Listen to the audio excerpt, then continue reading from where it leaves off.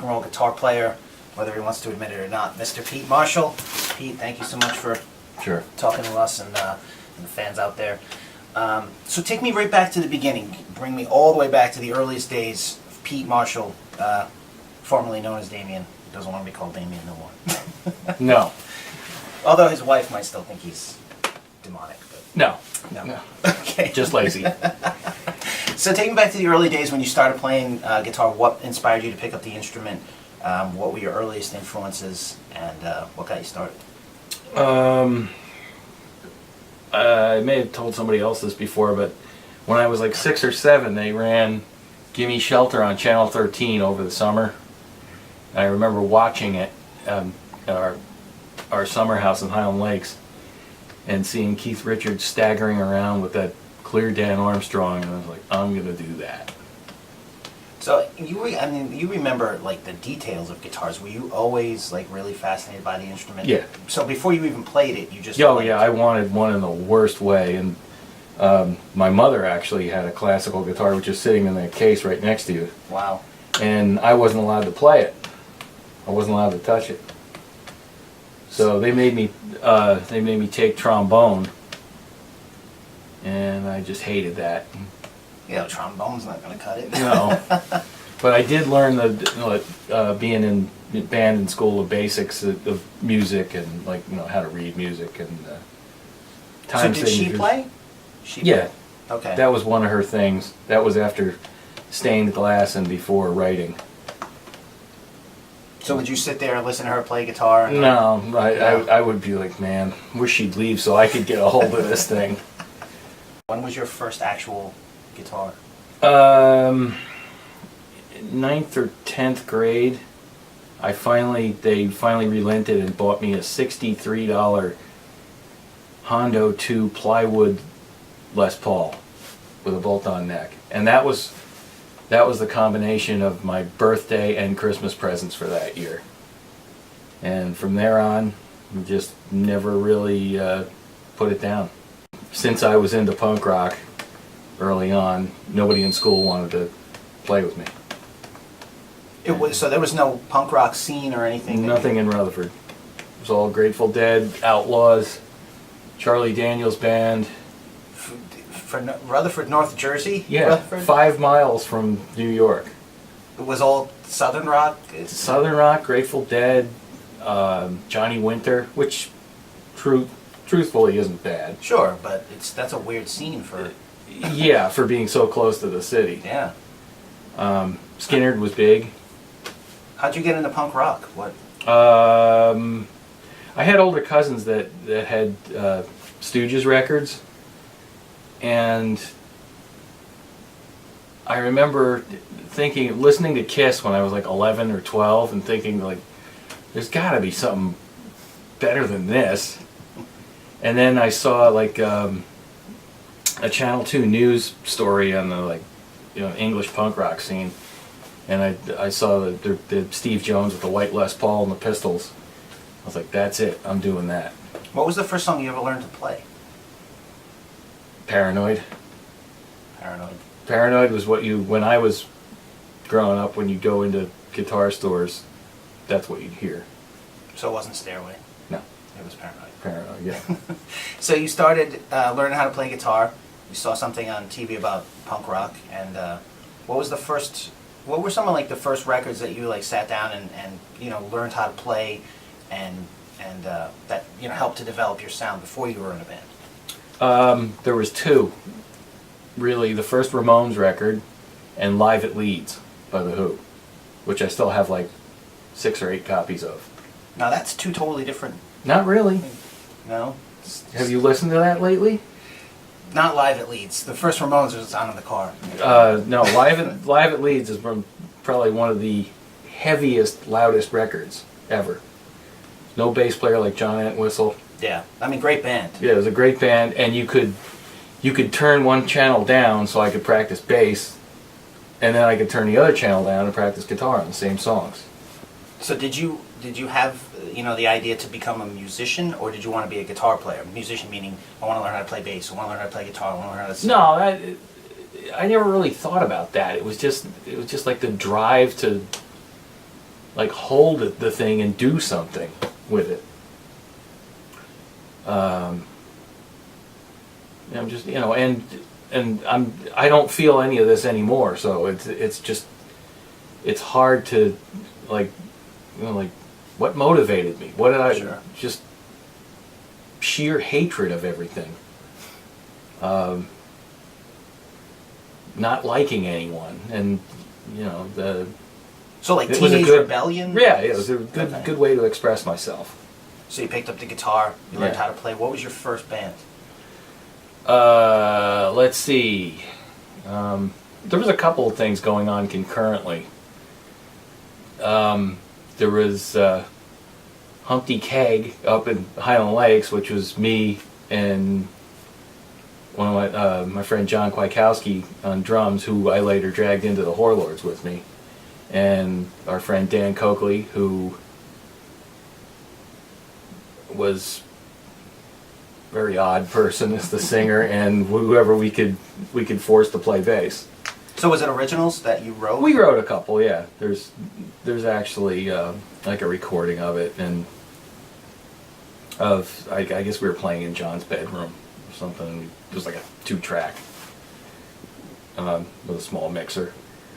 And after that, probably my last year in high school, I ended up as the singer for this band of other guys, in which the band was named Muno, after Steve Muno, who was the art teacher. In your high school? In high school, yeah. Did he know you named the band? Yeah, he wasn't very happy about it either. So that was, we just like borrowed every piece of gear and amplifier we could get to play shows with.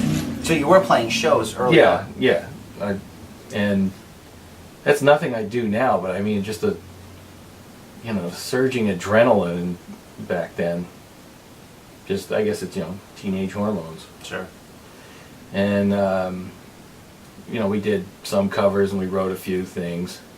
So you were always a songwriter then? You always were, right? Not then. That was somebody else. But that I contributed a couple of words here and there. Sure. But it was, you'd crank it out and then somebody would quit. And then I remember the one show we played, the drummer's drum teacher was going to come, and we were covering Search and Destroy, and he could not be seen playing that song by his drum teacher, so he quit. Because of that? Because of that, and I'm sure he drives a forklift in a warehouse somewhere now. Nice union job, but that just tells me, it's like, do whatever you want. Don't worry about what people think.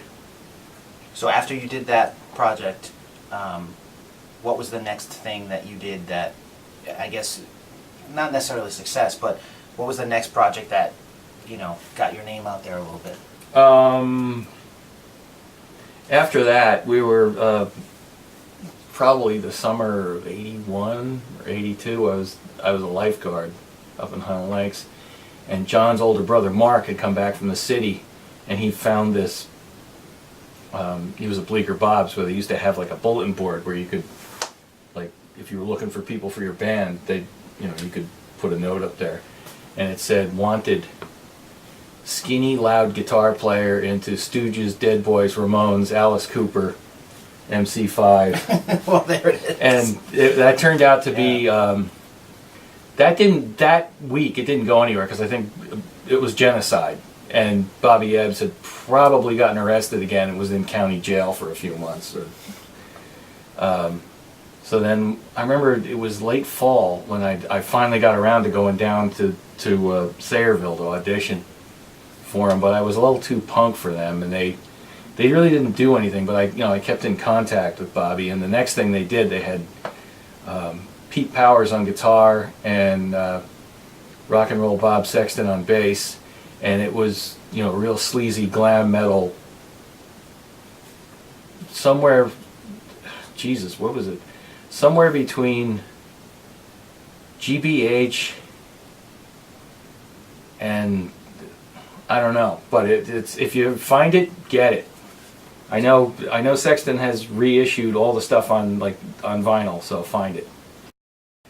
It was just absolutely what I was looking for, like fast rock and roll with lyrics you couldn't understand, and Ebb's out there just magnifying Iggy and Stiff Baders by 20.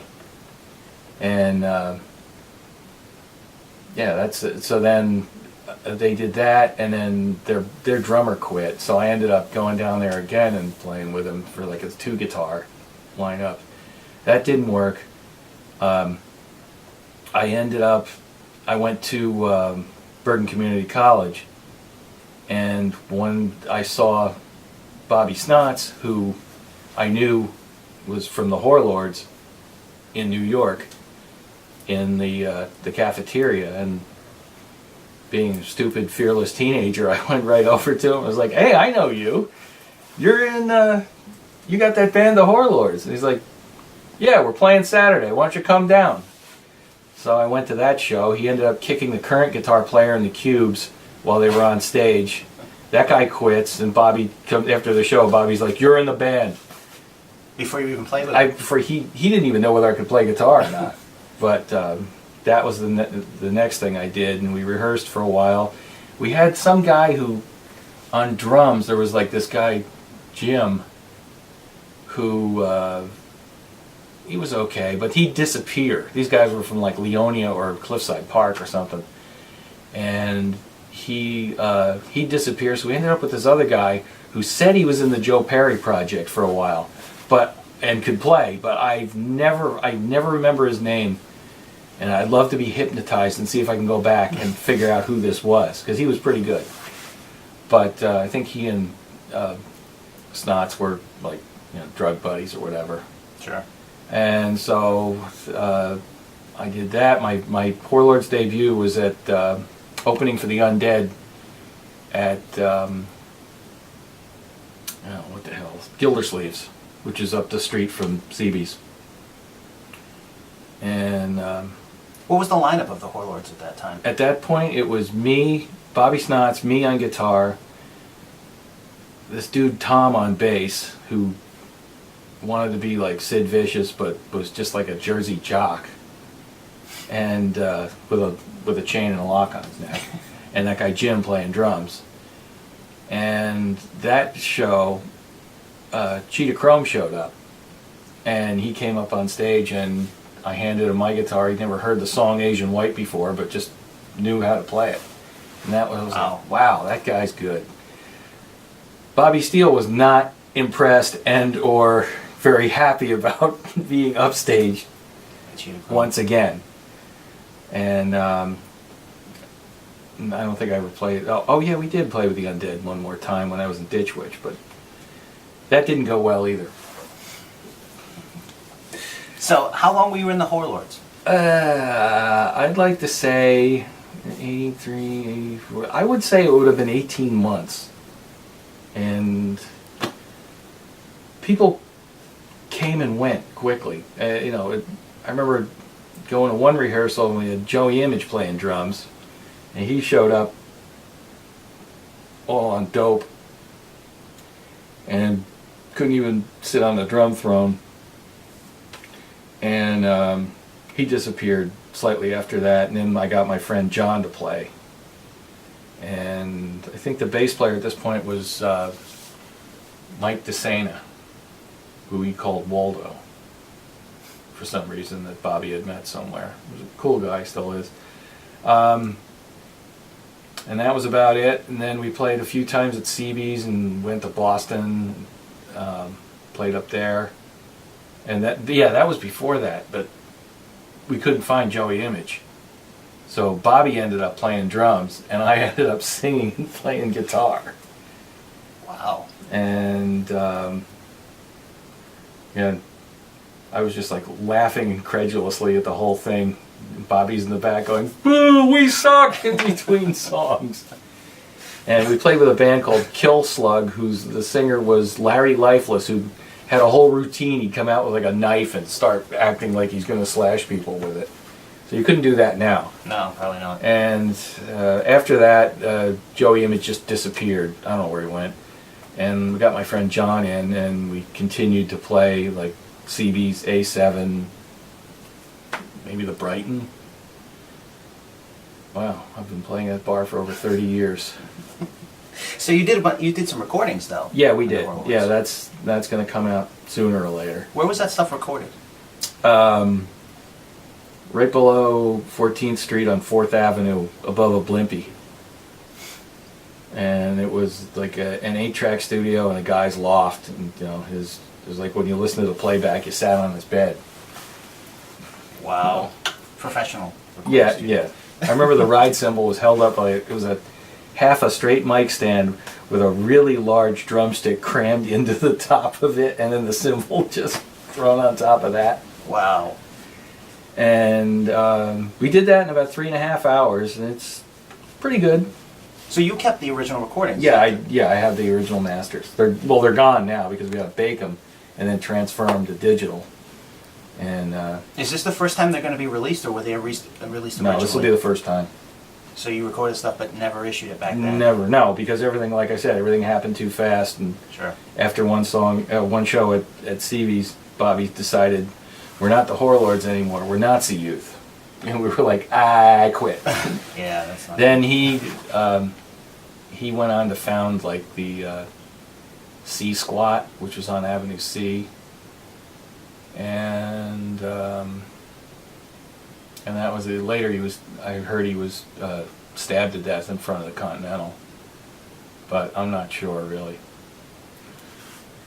But so you did the Whorlords stuff. It never came out. Yeah. This is the first time it's coming out. Mhm. What made you decide now to release it and let people hear it? People are interested in it. It was one of my co-workers, Johnny Rosado, whose band's The Craze, knew I was in the Whorlords, and for some reason, one of his other friends, Mark Yoshitomi, who's putting it out, and Roger from Agnostic Front were talking about the Whorlords one day, and that they'd never seen anything. And Johnny piped up that I was the guitar player for a while, so that got them interested. I had a cassette that I had dubbed onto a CD, and Mark came by the work. I played it for them, and then they wanted the masters, and they want to put it out, and because they thought it was like a little-known New York thing. Yeah. So after the Whorlords, went back, still going to Bergen Community, and I knew Steve Zing, so they had just parted ways with Tommy Kropowski, the guitar player, and I ended up like playing over his tracks on this 8-track recording. It was a half-inch 8-track at Real Platinum, and playing some shows with them. yeah, that's Morning Noise. Morning Noise, yeah. And you know, Steve's like, we need a guitar player. You want to do it? I'm like, all right, I'm not doing anything else. So, and you know, it was fun. And then he started rehearsing with Glenn and making 4-track recordings at his house. And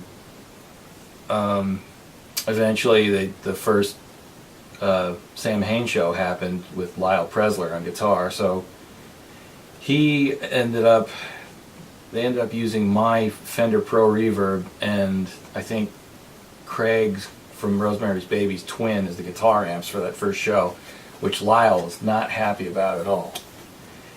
And they ended up parting ways after that, because like Lyle showed up in like a gray Washington D.C. sweatshirt or something, and you know, like everybody else looked like Samhain, yeah. So I guess eventually I just ended up in the band because Glenn really didn't like meeting people. He didn't want to audition people, and if he did, he wanted somebody to do it for him. So I just ended up being around, and eventually getting in the band. So had your style changed at all, like your influences or what you were into at the time? Had that changed? Because to go from, where you started, listening, the stuff you were listening to, and then the scene obviously being different around, 83, 84, had what you were personally listening to changed at all? Or were you still Live at Leeds, first Ramones record? That's still there. But, there were records coming out, your friends' bands, and, new whatever was coming out, or like Earth AD. Did I try to play like that? No, I just did what I did. And eventually, Glenn said, you have to play like this. And which was all downstrokes. There was not a whole lot of nuance. And I'd say that probably doing stuff like that set my playing back about 2-3 years. Were you a Misfits fan prior to playing with him? Somewhat, yeah. Yeah, I knew they were local band. I remember we were at somebody's house, like, drinking in the basement, and somebody else came in and was like, there's these guys down in Station Square, which Fox Recording Studios was, and they're sitting on these amps with, like, big skulls on them. I'm like, hey, that's a Misfit. So he, like, jumped in the car and went down there, and Jerry's like, oh! And Doyle, and Glenn showed up, and they dragged everything in, and I guess continued to do feedback overdubs for Earth AD. You had known, maybe not known him, but known of him. Yeah. And being around Steve, he would bring Glenn places occasionally with us. I remember going to the movies with him. I don't remember what we saw. And so did they hand you, the early stuff for what was, the early Initium stuff, and then said, okay, learn this stuff just like this, or was it like a matter of you being able to add your own thing to it, or? No, just learn it like this. There was really no room for to add anything to. Did you like the material? Yeah, Still, I still remember most of them. Because it's different from the first Ramones record. It's like, yeah, it is. But it was, I thought it would actually go somewhere. Yeah. Which it did. Sure. But obviously I wasn't included because I had been, stylistically, my hands are tied, and then when the band changed again into Danzig, it's like I wasn't up to speed. Well, you said it did set you back a couple of years, just in terms of playing. In terms of playing, yeah. So I had to, like, pretty much, get myself back together and not just bang out weird chords and downstrokes and all that. So do you remember when first getting into band, like the early rehearsals and before you went out on tour? Like, how long was it between the time you joined the band and the actual, what's called the Season of the Dead tour? Yeah, that would have been about like April to September. So there was like April, May, June. So it was like 5 months of just like solid rehearsal. Where'd you guys rehearse? Erie's basement. Just went down there and just rehearsed and stuff? Yeah, that's where the Rosemary's Babies played. So his parents were gone during the day. And so Steve would come over and pick me up, and we'd go play. And, it was... playing with Glenn was good training for Iggy because he also wanted you to learn the song structures without vocals, so it was already built in there. So would he rehearse with you guys? Yeah, he, of course. So a lot of times he wouldn't sing or anything. He'd just stand there and make you nervous and complain about what you're doing. But he knew how to make the band a stronger band, and rehearse them well, and microscopically go through the parts. So do you remember that first tour, going out for like the first time, which was, I'm assuming, your first tour? Yeah. Correct, the first time. Yeah. Do you remember that Season of the Dead tour? Some of it. I remember staying at Barry Hensler's apartment in Toledo, It was the first place we went. And every punk rocker within a 12-mile radius came and was like sitting there looking at us. They might have had bleachers. They should have. And remember, we played the Greystone in Detroit, and somebody stole my leather jacket. And we played. Was that early? No. No, after. You know, weird punk rock shows. Were they packed? Like, were they? Some were, some weren't. So, that and the first time we played the Jockey Club which is in Kentucky, right over the river from Cincinnati, in Newport. There was like 6 people there. The next time, it was like you couldn't fit anybody else in the place. So by that point, you had started to develop a fan base, because I think some of the early Samhain stuff, I think people were just thinking Misfits Part 2. Right. The pressing of Initium, the colored pressing of Initium, which I know you love I know you love the nerd side of things, but the colored pressing of Initium, what do you remember about that? Well, I remember we went to the pressing plant, which is out on Long Island. I think it's in Comac. I think.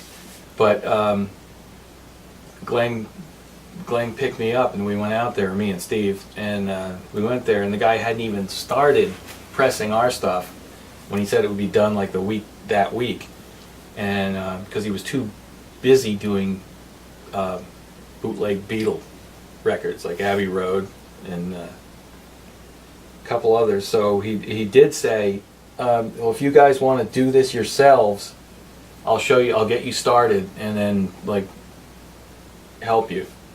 So we were there putting the vinyl in the hopper, and I guess the white ones, I just put the white in, there was a little black left, so there's you see it in the pressing. And they were the first ones. And then they get blacker and grayer as we just used more black because I guess he had run out of the white. Or just told us, like, here, you can have this too, because it was more, the colored vinyl was more expensive than the black stuff. So was this something that you guys did to take out on the road with you?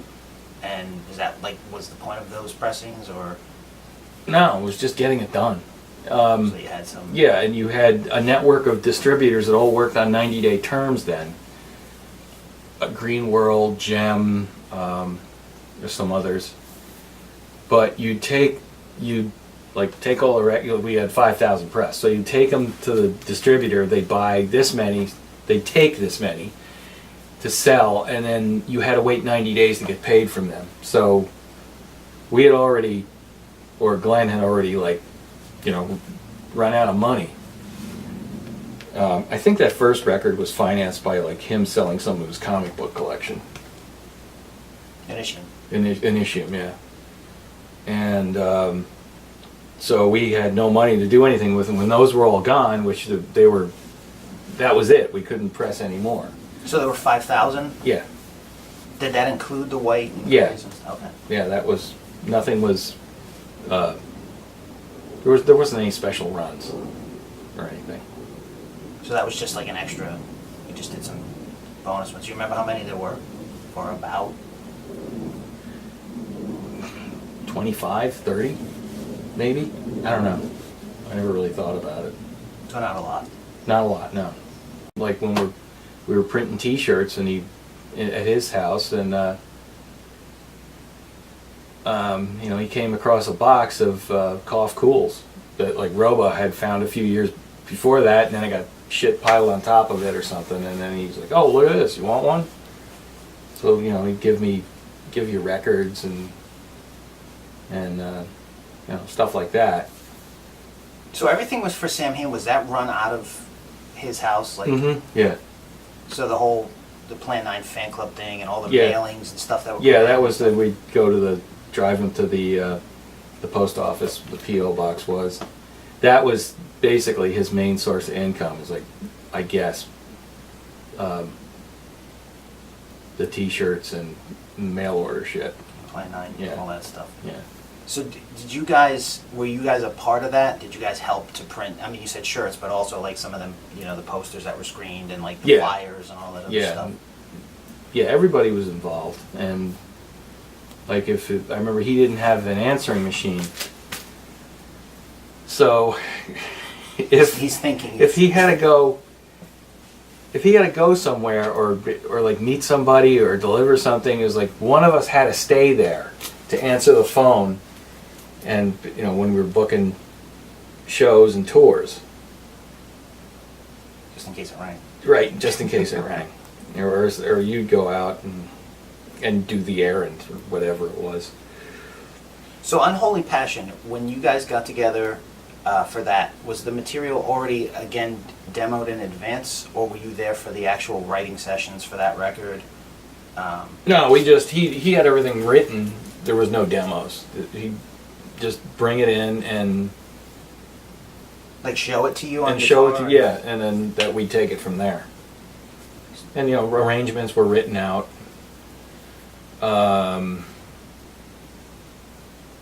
Yeah, it was just like that, and then you know you learn those songs, and then we go to Real Platinum and record them. So when you recorded that material, was there anything left over from them sessions or anything? So it was just you knew it was going to be an EP before it was even. Yeah, and that was, and it was the sessions were from 9 to 12, 9 a.m. to 12 noon. I think 3 days, the initial recording sessions. And Steve was not happy because he doesn't like to get up before noon, I guess, back then. Were they quick? Like, did you get them? Yeah, it was very quick. It was 3 days. The whole thing was done? The whole thing, and then Glenn went back. I think during the mixing, he added some guitar stuff. Like he had this Mel Bay chord book, and he'd find the key we were in and then just decide put these jazzy chords over it. Was that just because he heard different things in his head, or just to I guess add more to it? Yeah, and then he also worked on the theory of like, if it's 24 track and we need 2 for automation, I'm gonna fill up 22 tracks instead of like the way I did recordings later. It was like, no, we're gonna do this with that, and then it eventually makes everything, it squeezes everything. Whereas my favorite format was 2-inch 16 track, where you could really just slam the levels on a 2-inch recording tape, and it sounded really good. I mean, the mixing of that album, the actual first pressing of that album, is like something that's been talked about. It doesn't sound like Initium or Remember Coming Fire. It sounds like really muffly kind of. Yeah, that, and I remember going to the getting it mastered, and the I guess the mastering studio was up in Bergen County somewhere, like Cliffside. I don't know, but the guy was like the engineer was like this sweater vest wearing, pipe smoking older dude who's probably younger than I am now at that point, and he's like, "Oh, you guys again," and because he'd have to like do all his kind of jump through hoops with the parametric to make the thing sound good, just because Glenn wanted to hear what he wanted to hear initially. But as time went on, he'd start listening to more people, you know, about making a record or making a recording, like Bob Aleka. Bob's like, well, you can't do this now because we're already here on the level, so you just can't keep pushing everything up. Sure. So there was a learning curve. But I mean, I learned how to make records like that. Eventually, Bob would just like go upstairs and leave us alone, and Steve would do a lot of the tape operator stuff. And it's like, you know, it gets boring sitting in a basement tracking music you don't like. I don't understand why anybody ever wants to be a recording engineer. It just seems they're always like looking at something else. It probably seems like a great job at first. Yeah, it's like, wow, studio, and then you're like, oh my god, these guys can't play. So what equipment did you use, guitar-wise, to record Unholy Passion? Probably that Kramer Axe So it was actually Craig and Erie bought that. They both owned it. And my SG, which Glenn hated because it was brown. And You couldn't just put a skull sticker on it? I did. Oh. There was, but he just hated it. Just because it was brown? Yeah. What was the scene like at that time? Because, I mean, that was right around the time you had, like, the death rock stuff, like Christian Death and stuff, and then you had the goth stuff that had come in with The Cure, and I always thought Samhain kind of fit, not perfectly, but into that category. Yeah, but we never played with anybody like that. Why was that? Why did you, I don't know. Like, Lords of the New Church, you guys would have been perfect on that bill. Yeah, I don't know whether it was, maybe it was. Did you keep playing punk venues? Yeah, punk it clubs? was like the larger punk shows after a while, like all the Golden Voice stuff in L.A. Yeah, it was even like some of those shows. I don't even remember who opened for us at the Whiskey. No, it wasn't the Whiskey. It was what's the other dump that's west of that? I can't think of on the Roxy. Roxy. I don't remember. I remember Bill Bartell from White Flag was there, and he did the introduction. But I don't remember the opening band. They were just like punk bands. Another show we played was at the one that got filmed by Flipside at Stardust Ballroom. That was like a punkorama. That was like 15 or 18 bands. Was that Glenn's? Like, who booked those tours? Like, who was, kept you guys connected to the punk scene as opposed to maybe exploring some of the goth, that was him. It was all pretty much do it yourself at that point. So he had his network already in place, I guess. That's how you'd say it. And being him and being real hard-headed, he wouldn't really take advice from anyone. Yeah, there was no management. There wasn't anybody telling him like, okay, you guys should try to latch on to this. Yeah. Or go in this direction, because that would just make him dig his heels in. And it hadn't completely turned over and gone. Well, it wasn't commercial, so it could have been. I mean, we had, obviously near the end, you had Rick Rubin sniffing around. So it was seen as commercial then, but maybe it was just the time and just the way things were done, because we did deal with, in New York, like the Rock Hotel stuff, which is a guy that looked like Doug Henning, Williams, it's around. Anyway, the guy looked like Doug Henning. But that was like the biggest, those were like the biggest shows you could do at that point. In this area? Yeah. Or just, yeah. Yeah. And everything else was just like some independent promoter. Like, we didn't go to the show place. We didn't play, I don't think we played any place in Jersey. It was like, like Typographer's Hall in Baltimore. Like, who put that together? I think London did. Yeah, it seemed like you guys stayed in the punk circuit when really Samhain is more like death rock, gothy kind of style of stuff. I was interested in it.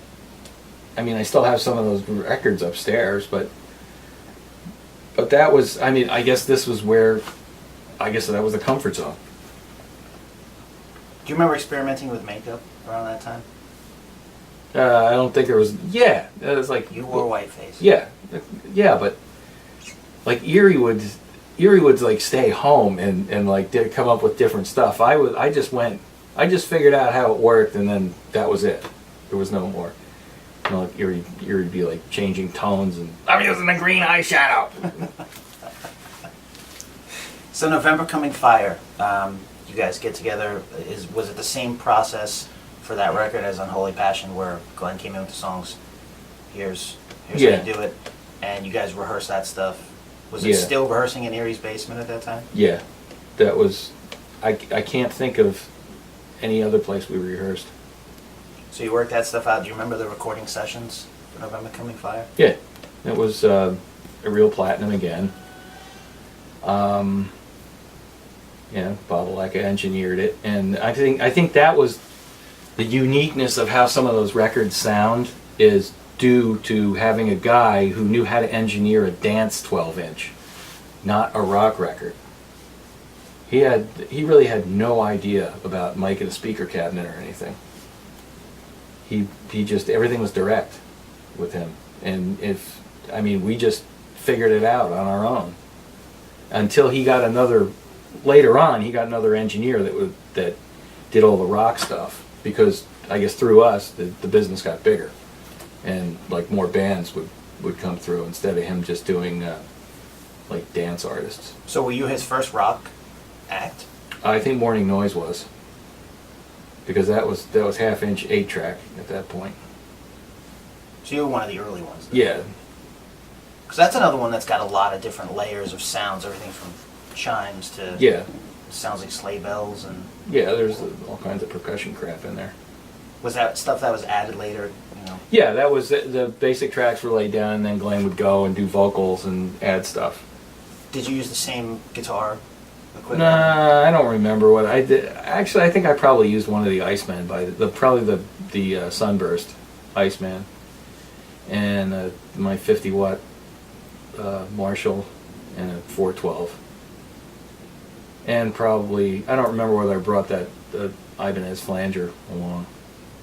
I may have. Your guitar tone is totally different on November Coming Fire as Yeah. opposed to Unholy. It's weird to me, knowing what your background was, knowing you are alive at Leeds, Ramones, Johnny Thunder's rock guitar player, but you listen to November Coming Fire and it's like that material to me, it just sounds so far removed from that. It just has this totally different I just did what I did. Do you remember that tour? November Coming Fire tour? Yeah, that was fun. Was that a better tour at people, Yeah, the shows were fairly consistent, and we'd actually stay in motels occasionally. So you were making a little bit of money? Yeah.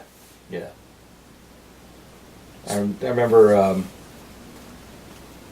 my friend Tom came out with us as a roadie, and he was bitching about something one night somewhere, and Glenn's like, "Hey, you made more than the opening band. What are you complaining about?" So, I think he made more than like verbal abuse that night or something. That tour was much better. Do you remember taking those photos that are on the back? Yeah, that was above the reservoir in Highland Lakes, and I guess all those guys came up, and we drove up there, and that's where we used to have keg parties. I don't know whether you can get there anymore or not, but you can actually see the lights of Vernon off in the distance. It doesn't look like that anymore. It's basically a suburb at this point. But as we took those pictures, the sun went down, and probably put the fire out and came back, and then they got developed, and they figured out what they wanted to use. What do you think of Unholy Passion as a record? If you were to listen to it today, is there any song that stands out to you that you really like the song or the record in general? I Am Misery. Just connects with you? Yeah. What about November Coming Fire? Mother of Mercy, that's a great tune. I can still hear the, what the hell is it? What was it actually called? November Fire or something? November's Fire, yeah. Yeah, that's a good tune.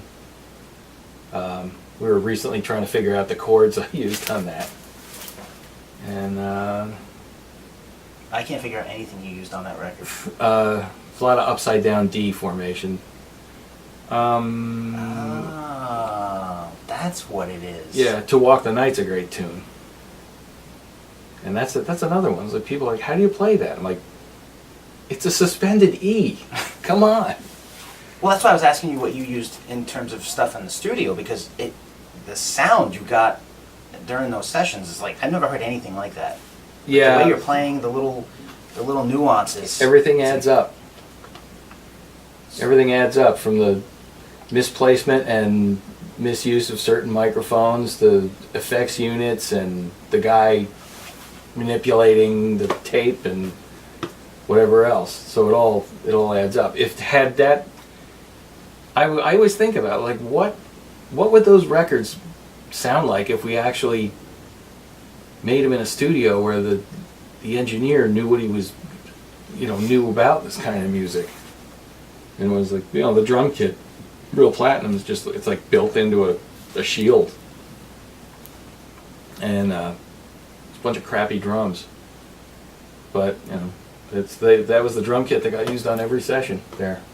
So it was just a house drum kit. House drum kit built into behind a partition. Were there electronic drums ever on that album? Mm-mm. So they're all real live drums. Right. On The only synthesizer that got used was a DX7. And that was for more like the chimes and stuff. Right. You had to stand in line to get one of those back then. So how did the split come between Samhain and you? Rick Rubin showed up at the. It was a new music seminar show with us, Celtic Frost, and I remember MDC and somebody else. But after our set, it was a house backline. So they had 3 stacks on each side, and I came on stage. The guy's like, "What do you want?" I said, "Give me all 3. All knobs to the right on all of them."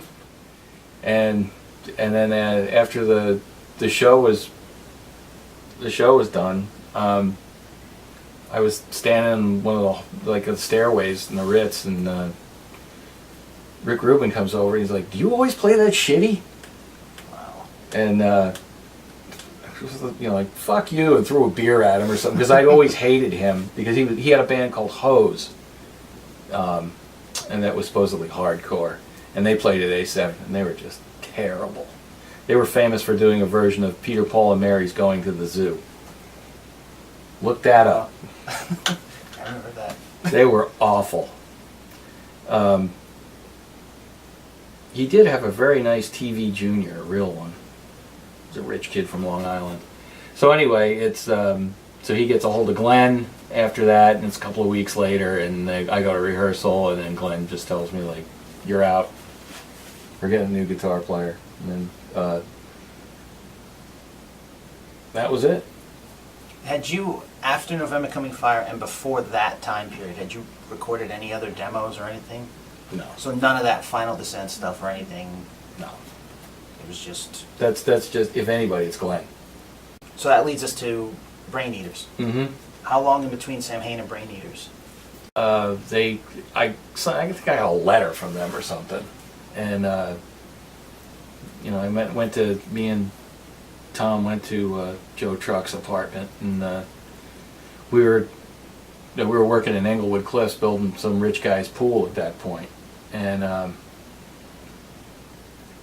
we were dressed as construction workers. And he was so disappointed. He was expecting the vampires or something. Yeah, and it's like, no, we have jobs. So I did that on purpose too, just to get the reaction. They were big Samhain fans. Yeah. And stuff, so they probably saw you out being Samhain's guitar player. Yeah. And said, "Hey, we'll Let's be get Samhain him." too." Yeah. And call it Brain Eaters. Well, they had actually started the band before that, but they moved people around. And, it was like, I'll do this. Why the hell not? We did a recording on 34th Street. I forget the studio, but Kramer from Butthole Surfers was the engineer, and he stared at a sushi menu the whole time. I don't think there was a sushi restaurant in that area then. So you recorded a bunch of songs with them. Yeah. And was that stuff ever released? At that It time? has been lately, but at the time, no. I know it ended up on like a compilation record later. Some of it did. Other than that, it's probably on YouTube. But yeah, he puts stuff out himself. He's like in 8 billion bands, Joe Truck. So you stayed in that goth death rock style that you picked up from Samhain into Brain Eaters. Yeah. And then what happened with Brain Eaters? You guys play a bunch of shows and... Yeah. I guess I got bored and quit after a while. And eventually I was just like, this is boring. That style of music, or Just the... Just the whole thing. Because it wasn't going to get anywhere besides Manhattan. There were like weird psychiatrist issues, and they're obviously not going to leave Manhattan. Sure. So after that, I ended up in Ledge Patrol for a while. That was another thing I got talked into, but it was fun. And they pretty much had the run of CBs at that point, so we got pretty good shows there. And we made a couple of records. Released a couple of records? Yeah, they're around. One of them goes for $2 big on eBay. The Lech City Patroller single. I think it says we use guitars and drums because we want to play or something like that on the back. So you played Lech Patrol, did a bunch of shows with them. Yeah. And what was your next project after that?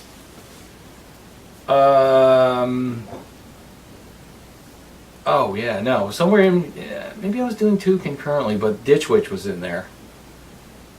That's what. Okay, yeah. No, that Lech Patrol would have been after that. Ditch Witch. So Ditch Witch comes first. First, yeah. Okay, so after Brain Eaters, it goes into Ditch Witch. Yeah, and the Chris Geiser, who was in the Brain Eaters, was like, he was going to school somewhere, and he's like, I know this girl Gloria, she says her husband's he was a singer, and I was like, Four-Way, because I had known them from Bad Posture. It's like, yeah. So eventually we quit the Brain Eaters, or I quit, and then Chris was like, you know what, I don't want to do this either. And we met with Four-Way, and then Four-Way had a friend, Mike Marrere, who was actually in Crucial Truth for a while, which is a hardcore band from Florida where the guys from Circus of Power came from. And so he brought Mike along, and Chris played bass, I played guitar, and my friend Tom was the other guitar player. And it was a 5-piece thing. I wanted it to be more along the lines of like, dirty glam rock. So we were kind of in that like Circus of Power era of New York rock there, the Cycle Sluts. We played at the Lismore Lounge a lot, the Pyramid. Made a couple of recordings. So you were changing too as a guitar player. Oh yeah, I had gone after I got out of Samhain. I just went home in my parents' basement and just played guitar by myself for a while. Not that I was going to turn into like Gary Moore or anything, but I tried to get back to where I was. Sure. Before that. And at that time too, I would imagine there was a totally different scene than what you were playing in when you were doing Samhain. Yeah. And now by the time you did Ditch Witch, I'm assuming that was probably like the big hair metal time period, right? Yeah, yeah. What style of music was Ditch Witch, would you say? I like the quote that I said before, raw, burnin' street metal. So it has that kind of like that dirty edge to it. I'd say it would is more. I would have called it a rock and roll band and not a metal band or a punk band. And you recorded some stuff and released some stuff. Yeah, we didn't. Well, if you call handing out cassettes releasing something. That was mixed by the guy who was the Red Hot Chili Peppers front of house guy. I don't remember if Four-Way knew him from somewhere. So, it doesn't sound bad. It was another thing that we just, that was recorded at a place called Direct Sound Studios on Staten Island. Why? I don't remember. Because it was really stupid to go to Staten Island to make a record, to do a recording when we could have done it somewhere around here or I could have found some place in the city. Maybe, I think it probably had something to do with an ad in the Aquarium that said like 4th hour free or something. So that would get you. Yeah. Yeah, your 5th hour free. So that was done over like 2 or 3 days. There's 5 or 6 songs on there. It was, I liked it. I liked playing with Four-Way because he was somewhere between totally out of control and totally controlling of the audience, and like way smarter than anybody, and could control a crowd like nobody I'd ever seen. I always liked his style too, very minimal words. But yeah, we played the Pyramid and Lismar Lounge. We played with Genocide because nobody else would. I never understood that. Everybody was so afraid of them. Like, what? It's a great band.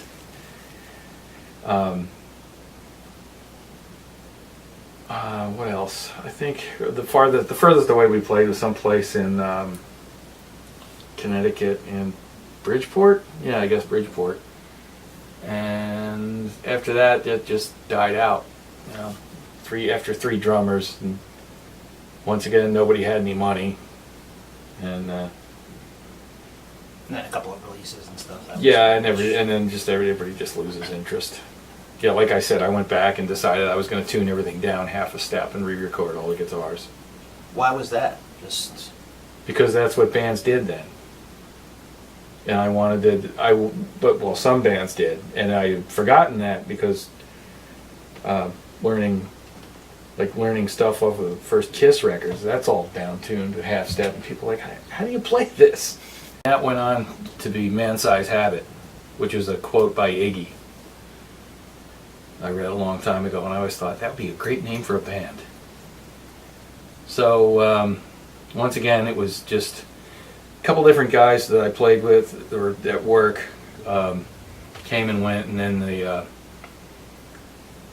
one of the better drummers there decided he wanted to be involved. So it was me, him, a guy named Jim Ivers, who was running that Cool Run-Ins the studio. Okay. And so I sang. So I was playing guitar and singing, and then one of the rehearsal techs who worked at SIR, who's a way better guitar player than I am, Tim Lacey. He does his own thing now too. Called the Monochrome Cherubs, if you want to look that up. He would come into the rehearsals and just start singing. And I was like, well, what are you doing? You're a better guitar player than him. He's like, forget it. I can't play like that. So when did you start singing? Why? Yeah, like when did you start? Whenever I had to. It just didn't sound good. It sounds like my brother-in-law says that my voice sounds like a blown 12-inch speaker. So I hate hearing the sound of my voice.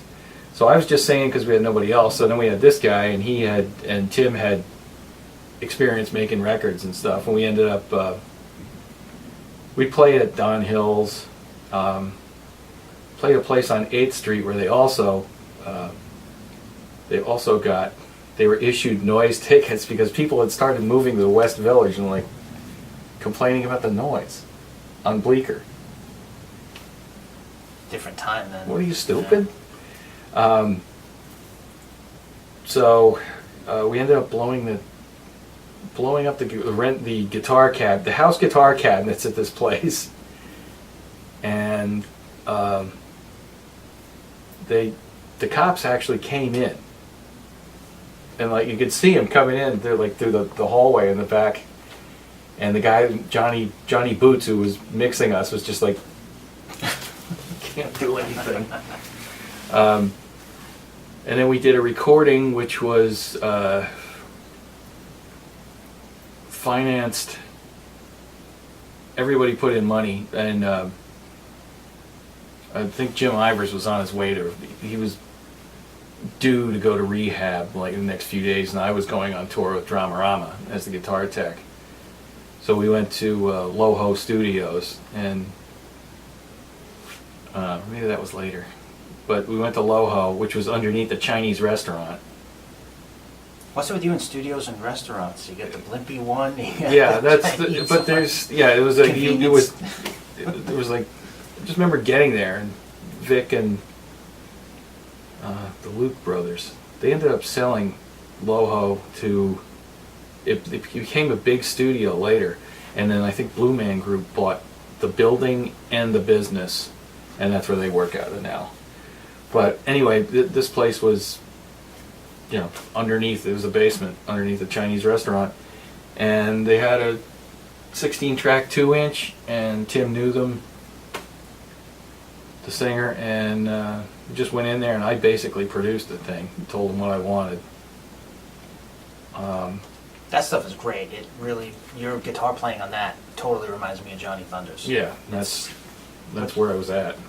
So it was just a matter of, because and that's one of the things that I think is cool about you and your story and the different bands you've been in is you're kind of like a chameleon, because you went from so many different styles. Like for a while you were this rock vampire guy, and then you were this like rock and roll guy, and then you were just like a punk guy, and then you the Johnny Thunders guy. It's like it's pretty cool to see like somebody do that. Usually people get stuck in one thing. It's like I never wanted to be like I remember when I was in high school walking down St. Mark's Place, and there's Ty Sticks, who played drums on the Heartbreakers Live at Max's record, playing the Live at Max's record on a little boom box, standing there waiting to get noticed. Oh. It's like, even then I was like 17, I was like, I don't want to be that guy. Yeah.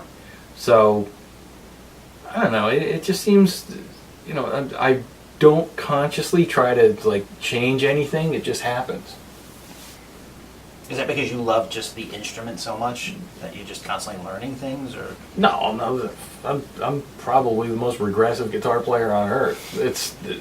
But it's just the way things happened. I always said I have a sound and a style, not a technique. So it's pretty recognizable, which is what I always liked in guitar players like Thunders, Steve Jones, Fast Eddie. All those guys, you could hear them play 3 notes and you know who it is. Sure. So was that stuff released, the Man Size Habit stuff? No, that's another thing that was on a cassette. I don't know whether I have another one of those, but Tim actually went through it and cleaned it up, made videos, and put it on YouTube. So you can see it there. And that actually sounded pretty good. It sounded great.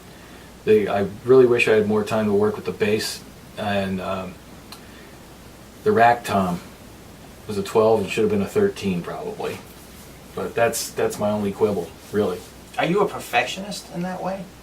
Like, when you listen to your own recordings back, do you listen to them and say, I kicked ass on this stuff, or do you listen to it, or do you not listen to it at all? No, I listen to it, and like some of that's good, but there's little things that could have been done better. Sure. But you're usually under the gun time-wise, because everything's by the hour. And then somebody's got to go pick up his methadone or whatever, and so. That kind of stuff too, but we got it done. Then I think I mixed it on a break on the Dramarama tour. And when did you start working as a guitar tech? I kind of always did. But basically the 90s. I was late 80s and 90s. I just worked as a guitar tech, and I kind of gave up after that. On like playing. On playing in general? Yeah, and I liked working on stuff, and I liked helping people get a good sound and get the most out of their stuff, their gear. Then I ended up, because I work in it's a combination musical instrument rental we warehouse people's stuff, storage, and there's rehearsal rooms. So you could actually make a record in the rooms. Wow. Especially the way that the digital consoles are now. But Iggy came in to rehearse, so I did that, and I ended up as their guitar tech for a while. And he went and they rehearsed for American Caesar. They went out on that tour. It was like 18 months. Then I didn't hear from them for about 2 years. Then they came in, and they needed a guitar tech. So I was his manager, Art Collins, called me and asked me to do it. So I did that, and on the way back from L.A. from the Rock for Choice show that we did, he had just brought Whitey Kirst back in to play second guitar along. The other guitar player was Eric Schermerhorn, who also played with They Might Be Giants and was a studio guy. And curiously enough, now does just voiceover work. It's probably better money. Yeah. So we're on the plane on the way back, and Eric doesn't like Whitey. Whitey was a little bit hard to take care of at that point. And Eric feels threatened, I guess, so he goes to Iggy and demands that he gets half pay on downtime, and if you don't get rid of Whitey, I'm gonna quit. And you don't do stuff like that with Iggy. And he goes, go ahead. And so he quits. He disappears. And next month is Jim calls Art, and he's like, well, what do we do? And then Art's like, Pete plays guitar. He's like, oh yeah. So on my 33rd birthday, I went to his apartment on Avenue B and played for a while with him, and he's like, want to help me out? Wow. And so I did. So 8 years in that band. Paid well, good travel, made 3 albums. What do you think of those records now when you listen back to them? Avenue B I don't really like, because that was I like that. Some people love that record, but the stuff we played on, it just sounds weird. It was recorded in a rehearsal room, and I think the guy that recorded it, there's a bunch of extenuating circumstances too there. We were using these tiny little amps, and everybody was in the same room, and the stuff just sounds tamped down, very, very compressed and tiny. So. And the other two. Beat 'em Up. That's got some good points on it. There was some good stuff that never made it onto the album. There was one song about being on tour called Travel Log, and just how miserable Iggy is on tour. I remember him trying to explain that to Whitey once. He's like, I'm in a box, and for 1 hour every night they take one wall away. I can't go out in the street. I can't.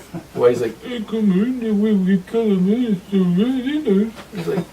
He's like, Whitey, no one cares who you are. But that was a good song, and there was we ended up doing that again for Skull Ring, and that never came out again. But we did get one that I really liked on there, which is it's almost doom metal. Inferiority Complex. That's it. That's a really good song, and he was waffling on putting it on the record, and I begged him to. So yeah, the stuff we played on is pretty great. What was that like for you? Because I know you grew up, you said some of your earliest influences was the Stooges. And what was that like for you playing with Iggy Pop in a band? Felt like I was in the Stooges. I almost was. But they got Mike Watt to play bass, who was Ron's choice, and Jim didn't really want to go to bat for me. But he wanted me in the band so he could have 2 and 2. Sure. But yeah, that record was great. I was staying in Miami at the Miami Beach, and then just driving a convertible Cadillac to the studio every day in Miami for 2 weeks, getting paid for that.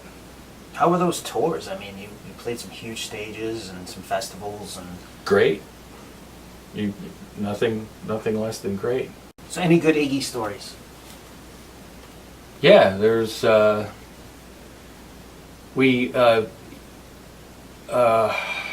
there's an English metal magazine, I forget which, and they do an award show every year. Kerrang, maybe? Kerrang, yeah, it was the Kerrang Awards. There we go. And he wanted all of us to come to the ceremony with him, which is, I sat next to Brian May. Wow. And I have never been so nervous and out of place feeling in my entire life. Because I thought somebody was going to step out and be like, get him out of here. He's a phony. And it was just nerve-wracking. And then the party afterwards was just weird too. Which he was, I guess they gave him like, VIP booths wherever. And Jim was like, hey, come on over here and sit down. And it was Marilyn Manson and Twiggy. And Twiggy looks at me and he's like, I don't know who the fuck you are, man. You get the fuck out of here. And Iggy couldn't hear him because he's so deaf. And I just grabbed him by the throat and she's like, I'll fucking cut your head off and piss down your neck. Or something like that. And he ran away. I was just so freaked out by the whole day. And then that guy saying that. I told Marilyn Manson he was a Bobby Ebbs wannabe. And a couple other choice things. Because it was one of those days where I was just so freaked out I could, no matter how much alcohol I poured into me, it didn't work. And I can think of only one other circumstance like that. Didn't feel anything. It was just probably so much adrenaline or whatever. But there was that. And did you guys perform at that award show? Or no. Was it just from being around that? It was just weird. If I don't have anything to do, I don't like being there. Sure. But he insisted that we all come. And we played with Green Day a lot. They're pretty nice guys.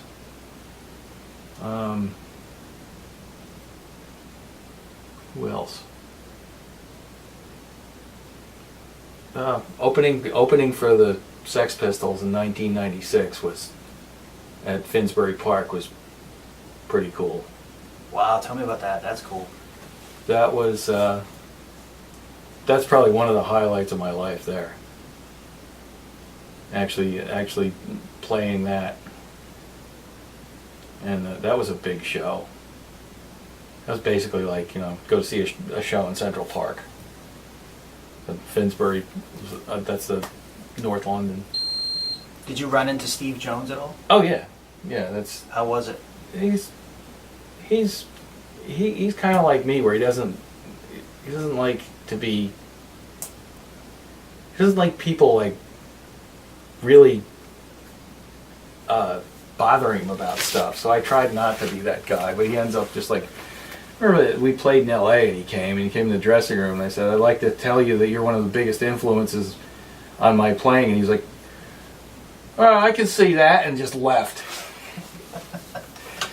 And but that I remember at Finsbury Park we had these two roadies, Joss and Slouch. Joss Grain and Slouch Joss was the drum tech, and they're, as far as English roadies go, they're pretty famous. Slouch is the guitar tech, and Slouch is a Chelsea Football Club South London guy with no teeth, and he's up in North London, which is all Arsenal.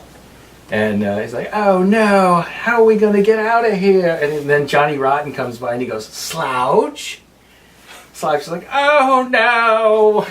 And it was a fun day. Just like the guys from Steve had just done the Neurotic Outsiders, and so Duff McKagan was there, and I was just busting his balls like, dude, you were in the Farts. It's like, oh, why do you have to say that? And shit like that. And then after the show, I went We went to a pub across the street, and it just total mayhem. I went with a couple of the girl that found me out originally in Finland, Tina Korhonen, and a couple of her friends, and people were just playing the Never Mind the Bollocks on the jukebox and throwing stuff back and forth. It's a lot of fun. Then the next day I went and bought leather pants, I think. You just figured you needed them, or?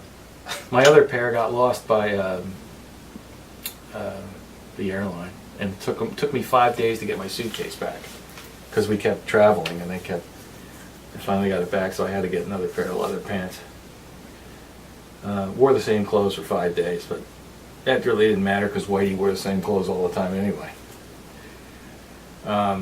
Is it weird for you now, being, so much time has passed and stuff between the two acts, is it weird for you that people still, fawn over is not the right word, but, that still go... They're still interested. Oh my God, you're Damien, or you're Pete Marshall from Iggy Pop, or you're the guy on November Coming Fire, or is that still weird for you, or... Yeah, it's weird.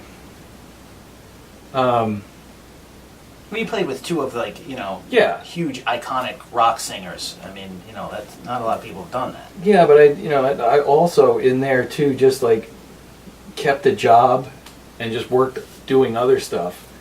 Whereas most guys, just be like, I've made it. No, you haven't. Mm-hmm. It's like, how many people I see come through looking for work after their band gets signed, and then I'm so out of here, I'm going to get, and it's like, no, you're going to be paying that back. I think a lot of people don't see the side of the business that you see. It's a different... Yeah, so I appreciated it, and I never made any waves, really. Like, you're going to pay me how much to do this? Really? Okay. Handed $40 a day to just to walk around with. Are you at peace with your career now? Yeah. Yeah, if I never do anything again, that's fine. What do you do now guitar-wise? I'm trying to, or I'm not, we're talking about Jim Foster, who was in AOD and Electric Frankenstein. We're trying to put something together, but being that I don't really write songs, it's kind of hard. We have a drummer lined up, so I guess I'll have to play bass for a while. But I mean, he's interested in doing something, so might as well. I also play with my friend Keith Roth's band, Frankenstein 3000, down at Monmouth County, and they get some pretty good opening slots at the Brighton, at the Stone Pony, and stuff like that. And they're making a new record that I'm supposed to be on. But now I just do it for fun. So you play everything then? Yeah, I can. I actually played on Skull Ring, on the demos we did. I played drums on Super Babe, which is a really, really, really stupid riff. So we had Whitey, Alex, and I had, I guess, switched. Probably Alex and I switched instruments, and I was playing drums when we came up with that. And eventually the studio version gets put together, and we're all sitting in the studio, and Iggy's listening to it, and he goes, "How come this doesn't sound as stupid as the demo?" Alex was like, "Well, Pete was playing drums for one, and that might have had something to do with it." And they don't change much. It's nothing fancy. Yeah, drummers piss me off. That seems to go way back with you. Yeah, most of the time. If you're not Chuck Biscuits or Jerry Nolan, they really don't like you. It's always something. And you picked two greats. Yeah. Can't argue with that. No. If there was a record, let's say, say somebody didn't know Pete Marshall at all, that you played on, what record would you hand them to say, like, here, this is me? It doesn't exist. Because you haven't recorded it yet, or because you're not happy? Well, it's probably gonna be the Whorlords record. Really? Yeah. that's you in your most primal. Yes. You know, Yeah, the pretty truest. Yeah, Pete pretty Marshall much. recording. Yeah. All right, so the Whorlords, where can people get this? It's gotta It's got it's gotta get finished first. Okay. But it's probably gonna be on, I think it's Electric Assault Records, and I'm sure I'll post some crap on Facebook about it as it comes along. I think we're back on working on it. And if Tarek ever finds the live tape, it's gonna be something, hand numbered and Yeah. that, and I think I like the double 10-inch idea. I've never seen one. It's pretty cool. Neither have I. You are playing with somebody from Electric Frankenstein, but also from somebody from Frankenstein 3000. Yes, I play with them whenever we do a Frankenstein 3000. We do a kind of a monster magnet thing now, where we got 3 guitars. So what you should call your new band is Frankenstein Marshall. Just combine the two. Yeah, Get a big, huge Yeah, Marshall cab, put bolts on the side of it, Frankenstein Marshall. that's actually what the bass players in Frankenstein 3000's orange cabinet looks like. Oh, really? A Yeah. big Frankenstein? It's got a head on it with a. Yeah,